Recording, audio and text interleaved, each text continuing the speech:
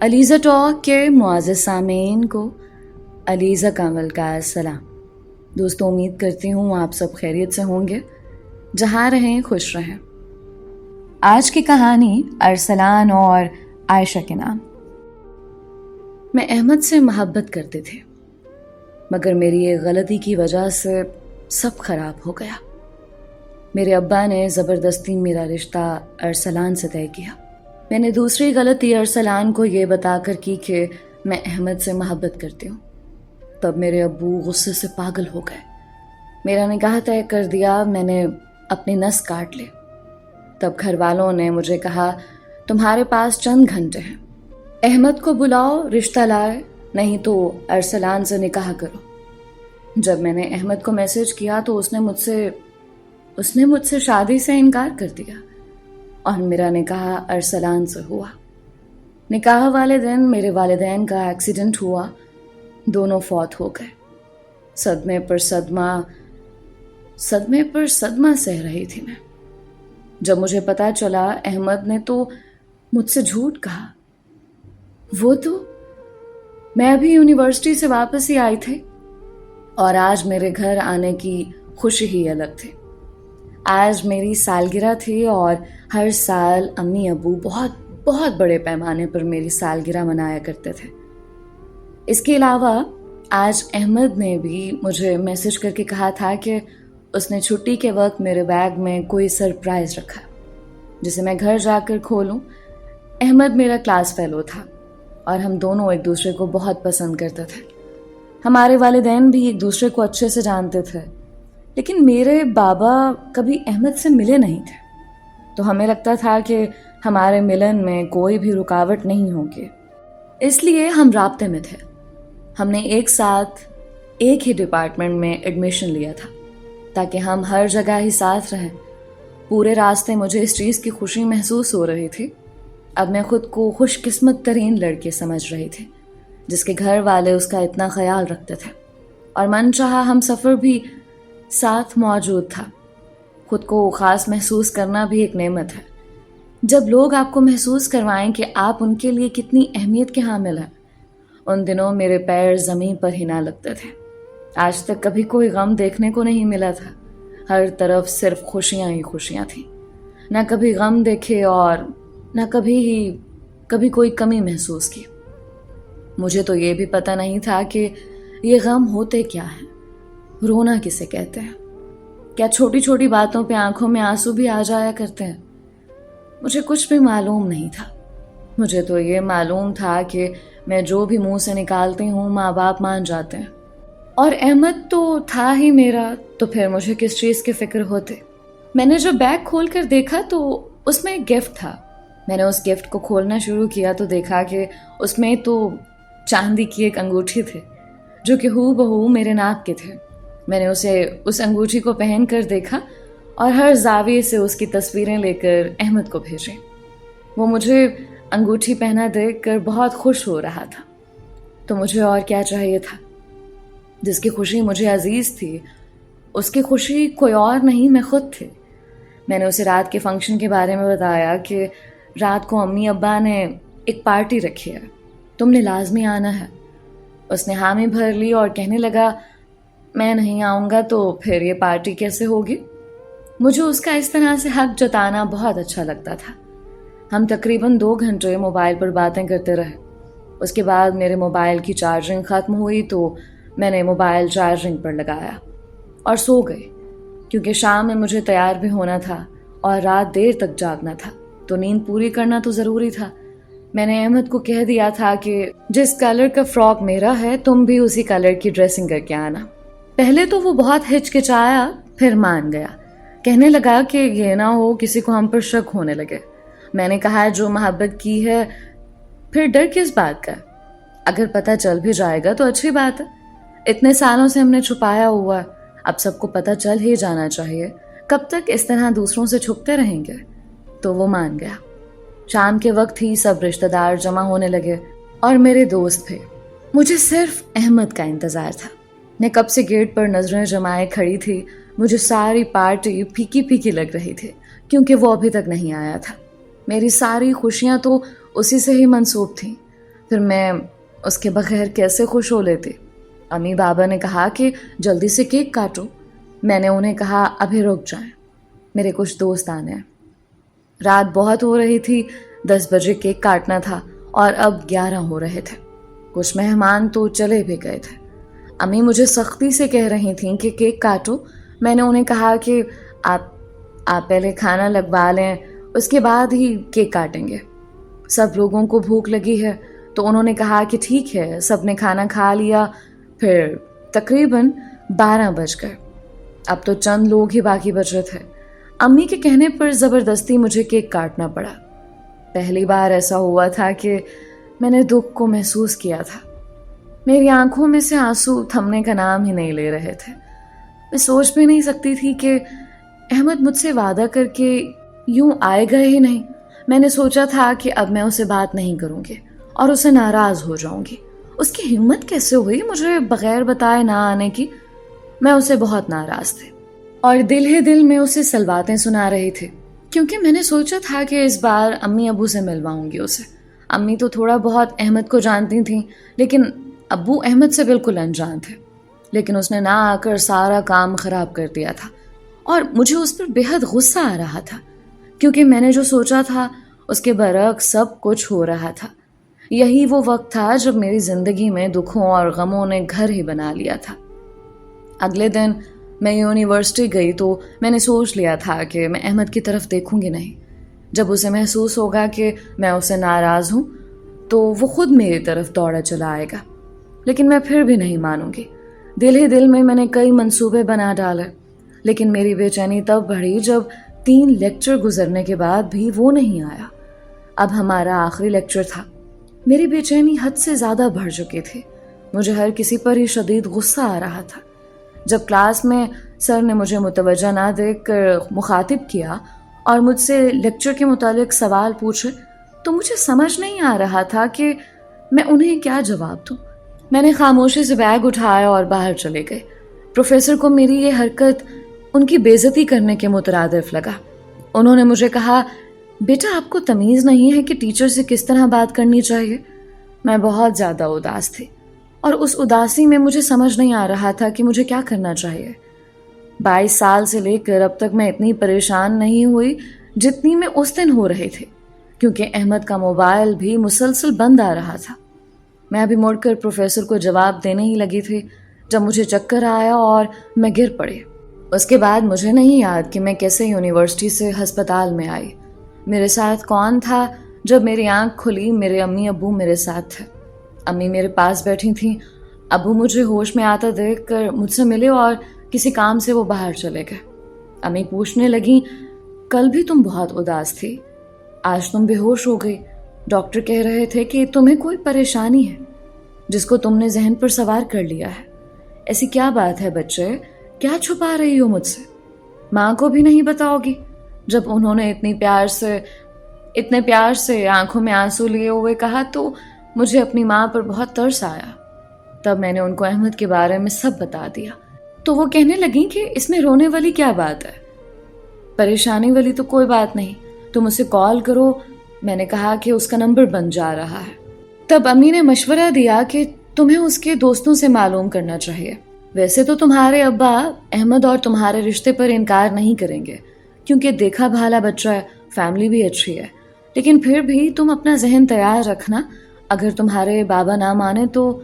امی یہ باتیں میری پریشانی کو مد نظر رکھتے ہوئے کہہ رہی تھیں کہ خدا نہ خواستہ ایسا ہو گیا تو تم آج ایک بار احمد کو نہ دیکھ پائی تو ایسا محسوس کر رہی ہو.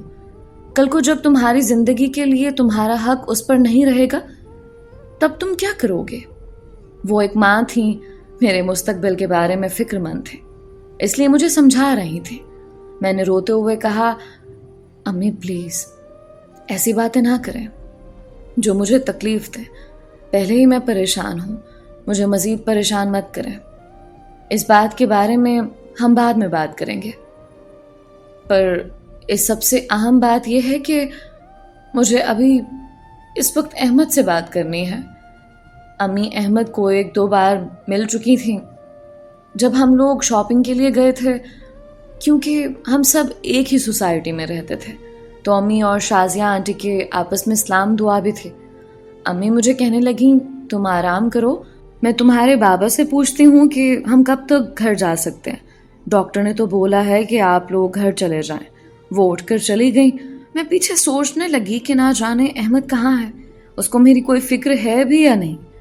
ہم عورتیں بھی عجیب ہوتی ہیں، ذرا سی بات پر بے چین ہو جاتی ہیں اور ایک روز کی توجہ نہ ملنے پر مخلص شخص کو بھی بے وفا ٹھہرا دیتی ہیں۔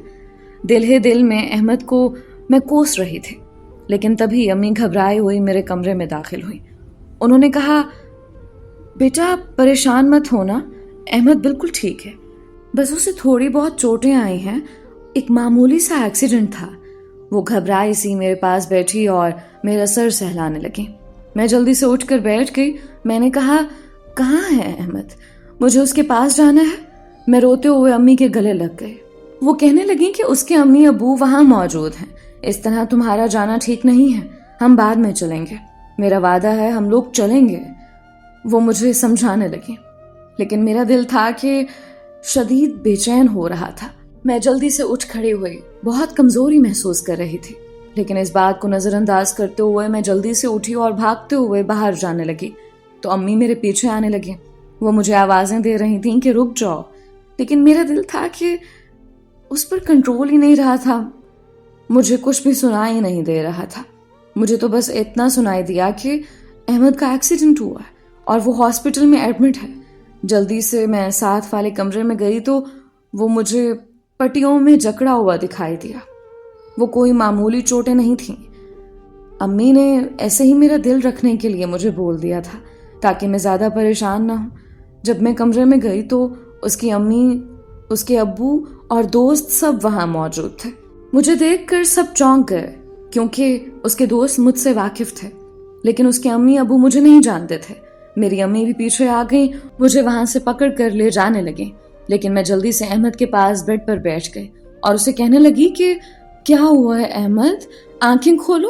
تب بھی اس کی ماں میرے قریب آئی اور وہ بولیں کہ وہ تو امی کو جانتی ہیں۔ وہ پوچھنے لگیں کہ آپ کی بیٹی کو کیا ہوا ہے۔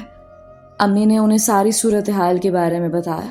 اس دوران میں سر جھکا کر بیٹھی رہی۔ مجھے نہیں معلوم کہ سب کو ہمارے بارے میں اس طرح سے پتہ چلنا تھا۔ میری ایک ذرا سی جلد بازی کی وجہ سے یہ سب ہو رہا تھا۔ اگر میں رک جاتی تو اس کے امی ابو کو ہمارے بارے میں یوں معلوم نہ ہوتا۔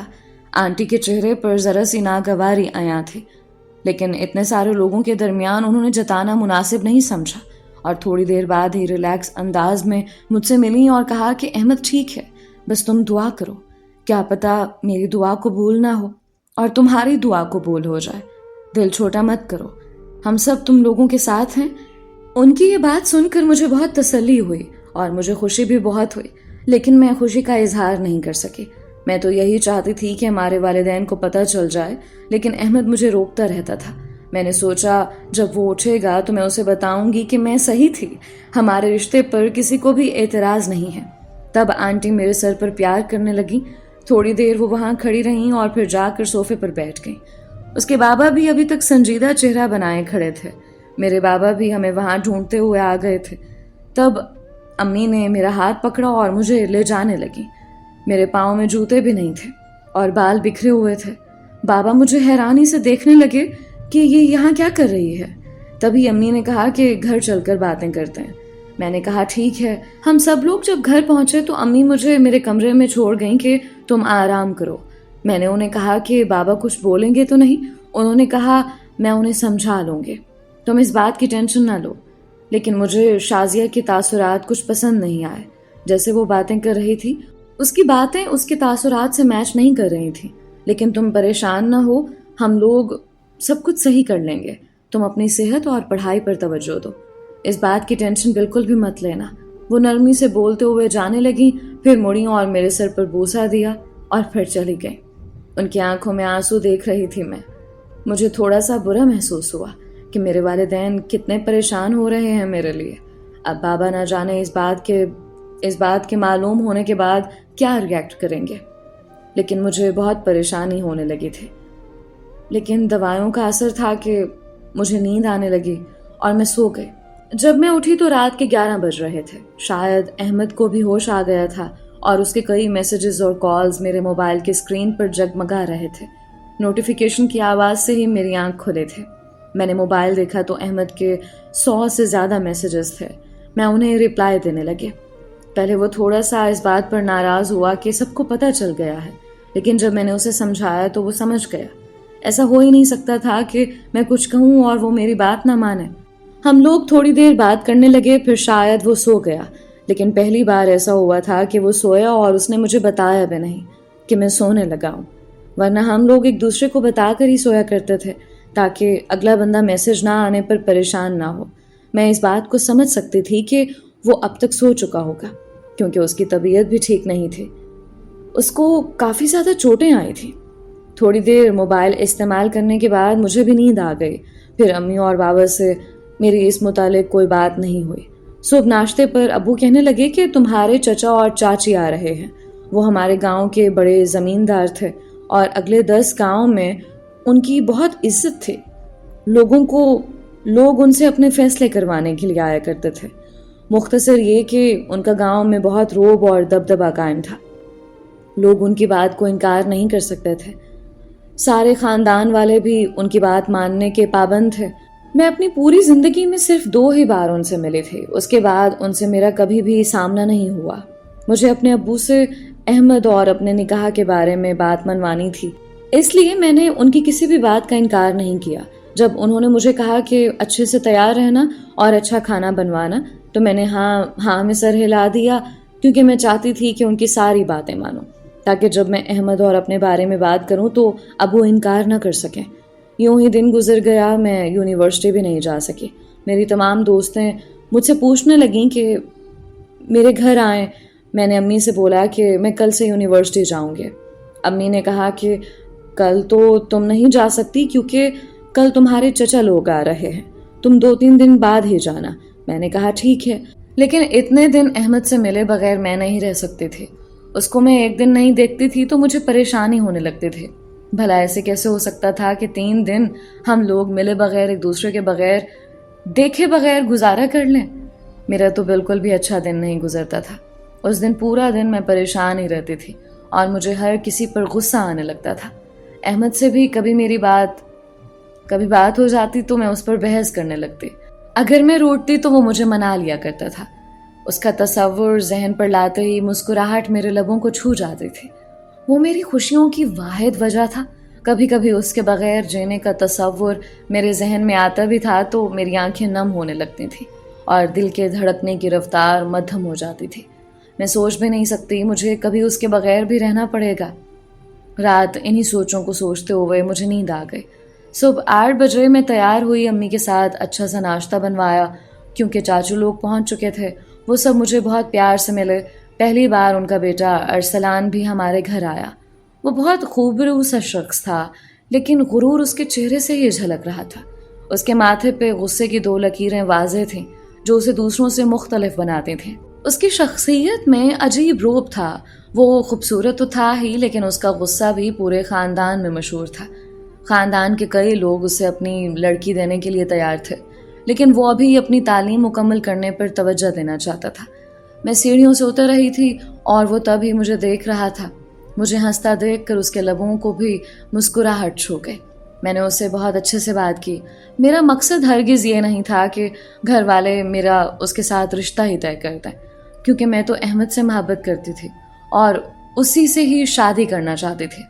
میں اسے جنون کی حد تک چاہتی تھی، اتنا کہ اگر اس کے لیے مجھے اپنی جان بھی قربان کرنی پڑتی تو میں کر دیتی، لیکن وقت نے یہ موقع ہی نہیں دیا۔ میں ان سب کے پاس جا کر ناشتہ کرنے لگی، تب مجھے اپنے چہرے پر کسی کی نظریں محسوس ہوئیں، تو میں نے سب سے نظریں چراتے ہوئے ارسلان کی طرف دیکھا تو وہ مجھے ابھی تک گھور رہا تھا۔ مجھے بہت غصہ آیا۔ میں نہیں چاہتی تھی کہ احمد کے علاوہ کوئی مجھے یوں دیکھے۔ یہ سوچ کر میں نے جلدی سے ناشتہ ختم کیا اور وہاں سے جانے لگی۔ چچی کہنے لگیں کہ کیا بات ہے، تم ہمارے پاس بھی بیٹھنا گوارا نہیں کر رہی؟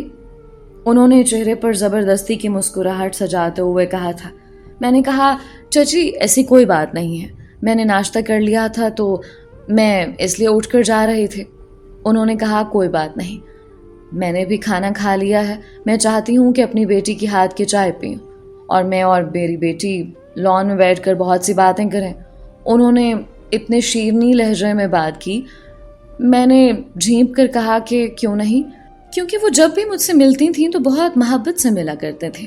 کبھی کبھی مجھے ان کی محبت بناوٹی لگتی تھی، لیکن جب آپ کسی سے پہلی بار ملتے ہیں تو آپ انہیں جج نہیں کر سکتے۔ میں نے کہا ٹھیک ہے، میں بھی چائے بنا کر لاتی ہوں، لیکن اگر بری بنی ہوئی تو پھر بھی آپ کو پینی ہی پڑے گی۔ تو وہ ہنسنے لگیں۔ انہوں نے کہا مجھے اپنی بیٹی پر پورا اعتماد ہے کہ وہ اچھے سے گھرداری جانتی ہوگی۔ ماں ہی بیٹی کا عکس ہوتی ہے، اور تمہاری ماں کو دیکھ کر ہی میں نے تمہیں اپنے بیٹے کے لیے پسند کیا ہے۔ یہ سن کر میرے ہنستے ہوئے چہرے پر یکدم اداسی چھا گئی، اور ایسے لگنے لگا جیسے میں ابھی گر پڑوں گی۔ میرے سر پر تو جیسے کسی نے پوری دنیا ہی دے ماری تھی۔ میں حیرت سے امی ابو کی طرف دیکھنے لگی۔ امی بے بس سا چہرہ بنائے کھانے کو گھورنے لگی، البتہ ابو مجھ سے نظریں چرا رہے تھے۔ میں اس طرح ریاکٹ کرنے پر ارسلان کو بھی چونک کر دیکھنے لگے۔ ابھی میں کچھ کہنے ہی لگی تھی کہ امی نے مجھے اندر جانے کا بولا۔ میں غصے سے پیر پٹکتی ہوئی کچن میں چلی گئی اور چائے بنانے لگی۔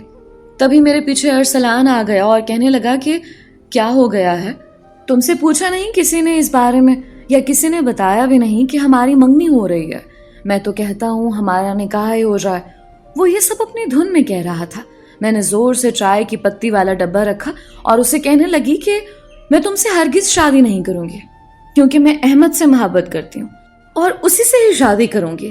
تم میرے بھائی کی طرح ہو، جتنا جلدی اس بات کو سمجھ سکو اتنا تمہارے حق میں بہتر ہے۔ وہ شاہ کی نظروں سے مجھے دیکھنے لگا۔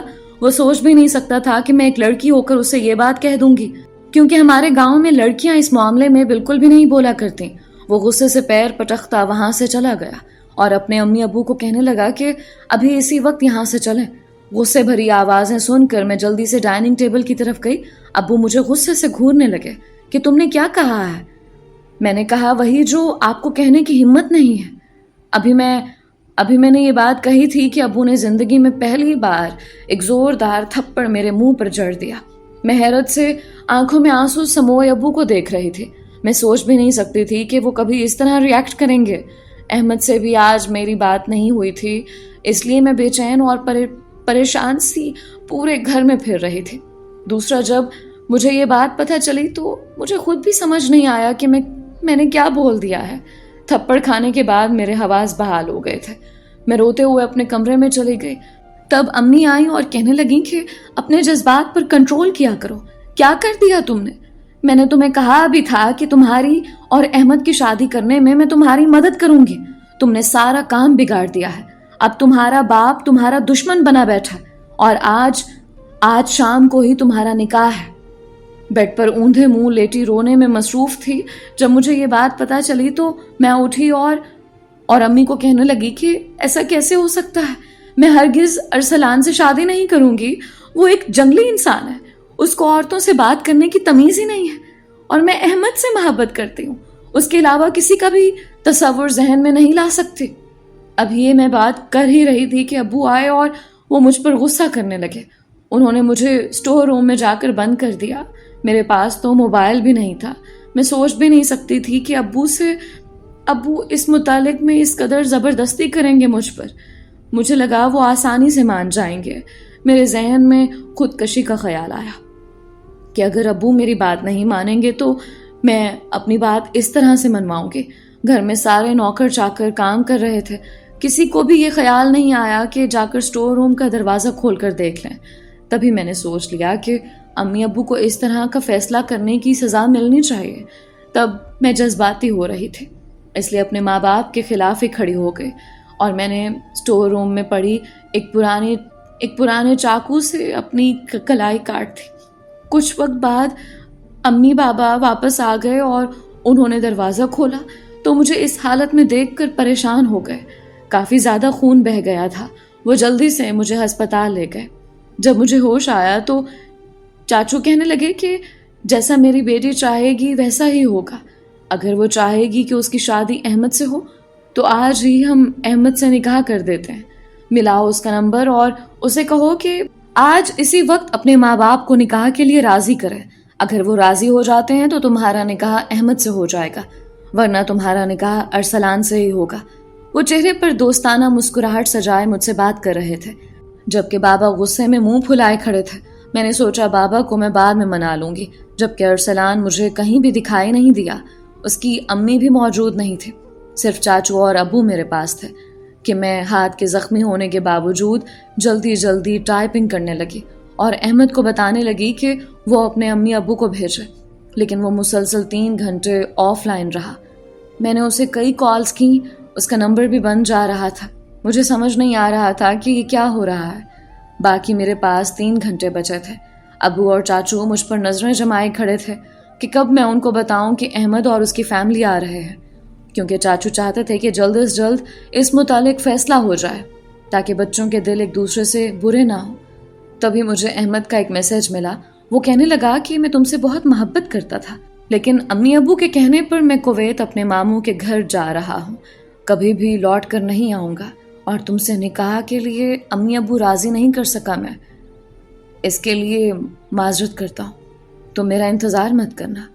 یہ پڑھ کر میری آنکھوں میں آنسو بہنے لگے، میرے پاؤں سے زمین نکل گئے، کیونکہ میں نے پہلے ہی میسج کر کے کہہ دیا تھا کہ میرے چاچو نے مجھے صرف 6 گھنٹے دیے تم سے نکاح کرنے کے لیے، 3 تم نے ضائع کر دیے، باقی صرف 3 گھنٹے بچے ہیں، جلدی اپنے امی ابو کو بھیجو۔ وہ نکاح نہیں تو کم از کم رشتے کی بات ہی کر جائیں۔ وہ کہتا رہا کہ اب تو میں ایئرپورٹ پہ ہوں، اب کیسے آؤں، اور ہمیں اپنے والدین کا کہا مان لینا چاہیے، کیونکہ وہ ہمارے بارے میں کبھی بھی غلط فیصلہ نہیں کر سکتے۔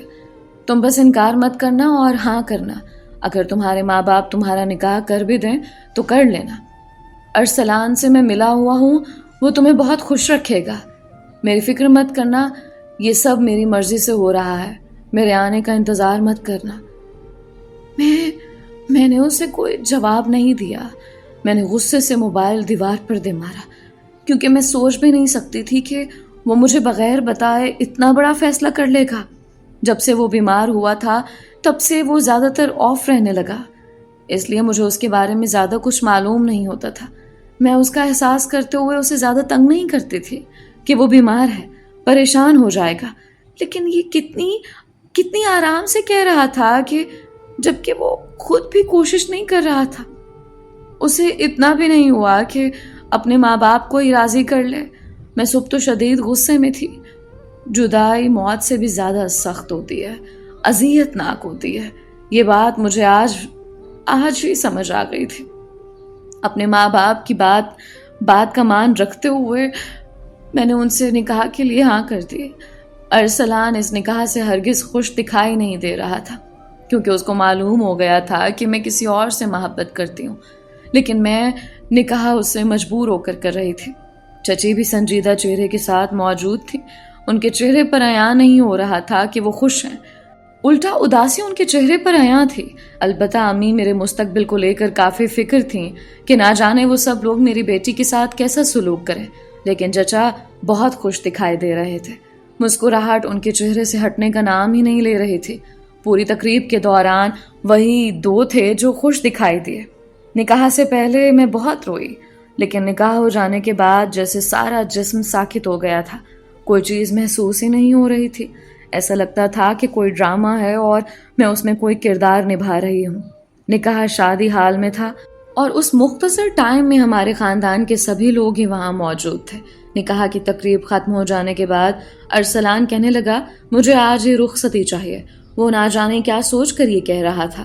میں نے اسے غصے سے دیکھا، لیکن اس نے بغیر میری نظروں کی پرواہ کیے ابو سے کہہ دیا کہ مجھے آج ہی رخصتی چاہیے، ورنہ ساری زندگی کے لیے آپ اپنی بیٹی کو اپنے گھر بٹھا کر رکھیں۔ مجھے اس بات سے کوئی سروکار نہیں ہوگا، کیونکہ وہ نکاح سے پہلے احمد کے بارے میں جاننے کے بعد یہ نکاح نہیں کرنا چاہتا تھا، لیکن چچا اور چچی نے زبردستی اسے مجبور کیا تھا۔ ایک دم ان کے چہرے سے ہنسی غائب ہو گئی تھی۔ چچا کہنے لگے، گھر کی بات ہے، گھر میں ہی رہ جائے گی، کوئی بات نہیں، چاہے ہماری بیٹی یہاں رہے وہاں رہے، کیا فرق پڑتا ہے، ویسے بھی اسے ایک دن رخصت ہو کر ہمارے گھر سے جانا ہے، تو آج کیوں نہیں؟ اس لیے آج ہی رخصت کر دیتے ہیں۔ اس طرح میری رخصتیں ہو گئے۔ ابھی ہم لوگ راستے میں تھے جب چچا کے پاس کال آنے لگی کہ امی اور ابو گھر جا رہے تھے۔ راستے میں ان کا ایکسیڈنٹ ہو گیا اور وہ دونوں موقع پر ہی فوت ہو گئے۔ اتنے بڑے حادثے کا سن کر مجھے سمجھ نہیں آئی کہ مجھے ابھی کیا کرنا چاہیے۔ میں نے ایک زور سے چیخ ماری اور اس کے بعد مجھے لگا کہ میرے اندر کچھ بھی محسوس کرنے یا ظاہر کرنے کی صلاحیت ختم ہو گئی ہے، اور میں ایک مورت کی طرح ہاتھ پر ہاتھ رکھے بیٹھی رہ گئی۔ ارسلان نے مجھے تسلی دینے کی کوشش کی اور پانی پلانے کی بھی کوشش کی، لیکن میں نے اس کا ہاتھ جھٹک دیا اور روتے ہوئے اس کے کندھے پر سر رکھ دیا۔ مجھے تسلی دیتا رہا وہ، یہاں تک کہ ہم لوگ گھر پہنچ گئے۔ دلہن کے لباس میں موجود تھی۔ میری چیخوں نے سارے گھر کی دیواروں کو ہلا کر رکھ دیا تھا۔ جنازے کے وقت میں اتنا روئی کہ بے ہوش ہو گئی۔ شاید ارسلان مجھے ہسپتال لے گیا، کیونکہ باقی سب تو امی ابو کا جنازہ اٹھائے قبرستان کی طرف روانہ ہو گئے تھے۔ چچی اور ارسلان میرے ساتھ تھے۔ ڈاکٹرز نے کہا کہ اگر اس نے یوں ہی ٹینشن لی تو اس کا نروس بریک ڈاؤن ہو سکتا ہے۔ آپ ان کا بہت اچھے سے خیال رکھیں اور کوئی بھی پریشانی محسوس نہ ہونے دیں، ان کی جان بھی جا سکتی ہے۔ ارسلان بچپن سے مجھ سے محبت کرتا تھا، کیونکہ بچپن سے اس کے کان میں یہ بات ڈال دی گئی تھی کہ میں اس کی منگ ہوں اور جب ہم بڑے ہو جائیں گے تو ہماری شادی ہو جائے گی۔ اس لیے اس نے اپنی تصوراتی دنیا میں مجھے بسایا ہوا تھا۔ وہ جانتا تھا میں ذہنی طور پر اس رشتے کے لیے تیار نہیں ہوں، کیونکہ میرے دل میں تو احمد بستا ہے، لیکن احمد کے رویے نے اس محبت میں درار ڈال دی تھی اور میرے سارے جذبات مان پڑ گئے تھے۔ مجھے وہ گھر لے آئے۔ اس کے بعد ایک ہفتہ امی ابو کے گھر رہے۔ سارا سامان سمیٹ کر ہمیشہ کے لیے میں گاؤں والی حویلی میں اپنے چچا چچی کے پاس آ گئی، کیونکہ اب تو میری شادی ہو چکی تھی اور اکیلی میں شہر والے گھر میں رہ نہیں سکتی تھی۔ زندگی میں 2 بڑے حادثے جن کا میں تصور بھی نہیں کر سکتی تھی وہ ہو چکے تھے، اور میں ابھی تک زندہ تھی۔ شاید میں اپنے جذبوں میں سچی نہیں تھی۔ تبھی احمد مجھ سے بچھڑ گیا۔ ایک دن اس کا میسج آیا کہ آخری بار تم سے ملنا چاہتا ہوں۔ میں نے اسے میسج کیا کہ اب کبھی مجھے میسج نہ کرنا اور میرا خیال دل سے نکال دینا، کیونکہ میرے گھر والوں نے میرا نکاح کر دیا اور میں اپنے شوہر کے ساتھ کسی کی بھی شراکت داری برداشت نہیں کر سکتی۔ یہ میں جانتی ہوں کہ میں نے دل پر پتھر رکھ کر یہ بات کی تھی، ورنہ میرا دل خون کے آنسو رو رہا تھا، لیکن احمد کی سنگ دلی پر مجھے غصہ آ رہا تھا، اس لیے میں نے یہ قدم اٹھا لیا۔ لیکن جو خبر مجھے معلوم ہوئی اس نے میری زندگی میں بے سکونی بھر دی۔ دراصل احمد کو کینسر تھا اور اس کو یہ بات ایکسیڈنٹ کے بعد معلوم ہے۔ مجھے غم سے بچانے کے لیے اس نے خود پر بے وفائی کا الزام سہ لیا اور خود کو مجھ سے دور کر لیا۔ یہ بات جان کر میں پھوٹ پھوٹ کر روئی۔ اب ساری زندگی کا رونا ہی میرے پاس رہ گیا تھا۔ ارسلان بہت اچھے تھے، لیکن وہ مجھ سے بہت ریزرو رہا کرتے تھے۔ آہستہ آہستہ ہم دونوں ایک دوسرے کو سمجھنے لگے۔ پہلے ہم دونوں دوست بنے، پھر ہم نے اس رشتے کو سمجھنا شروع کیا۔ اس سب میں سب سے زیادہ ساتھ میرا چاچو اور چچی نے دیا تھا۔ چچی ہر طرح سے میرا خیال رکھتی تھیں۔ وہ کوشش کرتی تھیں کہ مجھے کبھی بھی ماں کی کمی محسوس نہ ہو۔ حال ہی میں نے 2 بڑے صدمے جھیلے ہیں۔ دن گزرنے لگے اور ہماری شادی کو 2 سال ہو گئے۔ آج میں اپنے گھر میں بہت خوش ہوں۔ ارسلان میرا بہت خیال رکھتے ہیں۔ احمد کا میری زندگی میں دور دور تک کوئی تصور بھی نہیں ہے۔ شروع میں اسے بچھڑتے وقت بہت روتی تھی۔ بعد میں ارسلان اور اپنے رشتے کی نوعیت سمجھنے کے بعد مجھے یہ سب غلط لگنے لگا، تو میں نے دل سے اس رشتے کو اپنا لیا اور کبھی بھی اپنے گھر والوں کو شکایت کا موقع نہیں دیا۔ خدا نے مجھ پر رحم کیا اور 2 جڑواں بچوں سے نواز دیا۔ آج میری فیملی مکمل ہے۔ احمد کا بھی بیرون ملک علاج چل رہا ہے۔ اس کا کینسر ارلی سٹیج پر تھا، اس لیے علاج ممکن ہو سکا۔ وہ بھی زندگی میں آگے بڑھ گیا۔ میں اس کے لیے بھی خوش ہوں۔ اس کے لیے بہت سی دعائیں کرتی ہوں کہ خدا اس کو زندگی عطا کرے اور صحت مند زندگی عطا کرے۔ خدا کا جتنا شکر ادا کروں کم ہے۔ ہمارے ماں باپ ہماری زندگی کے متعلق جو فیصلے کرتے ہیں وہی ہمارے لیے بہتر ہوتے ہیں۔ اس لیے میں آج کی نسل کو یہ پیغام دینا چاہتی ہوں کہ خدا را، آپ اتنا نہیں سوچ سکتے اپنی زندگی کے بارے میں جتنا آپ کے والدین آپ کے لیے بہتر سمجھتے ہیں۔ آپ اتنے بڑے نہیں ہیں کہ اپنی زندگی کے فیصلوں کو لے سکیں۔ آپ کے والدین آپ کے لیے جب بھی سوچتے ہیں بہترین سوچتے ہیں، اس لیے ان کی ہر بات کو پہلی پرائیورٹی دیا کریں۔ ہم اپنی محبتوں کا روک پال کر اپنی زندگی خراب کر دیتے ہیں، حالانکہ اللہ نے ہمارے نصیب میں بہتر سے بہترین لکھا ہوتا ہے۔ دوستو یہ تھی ارسلان اور عائشہ کی کہانی. امید کرتی ہوں اس کہانی سے آپ نے کافی کچھ سیکھا ہوگا. اپنی رائے کا اظہار کامنٹس میں ضرور کیا کریں. آج کا اسپیشل تھینکس مس مہوش کا جن کا تعلق ملتان پاکستان سے ہے، اور مسٹر عبداللہ کا جن کا تعلق بنگلہ دیش سے ہے. اگر آپ نے ابھی تک ہمارے چینل کو سبسکرائب نہیں کیا تو جلدی سے سبسکرائب کر لیں. ملتے ہیں ایک اور نئی اور مختلف کہانی کے ساتھ. علیزہ کمل کو اپنی دعاؤں میں یاد رکھیں. اپنا اور اپنوں کا بہت خیال رکھیں. اللہ ہم سب کا حامی و ناصر رہے.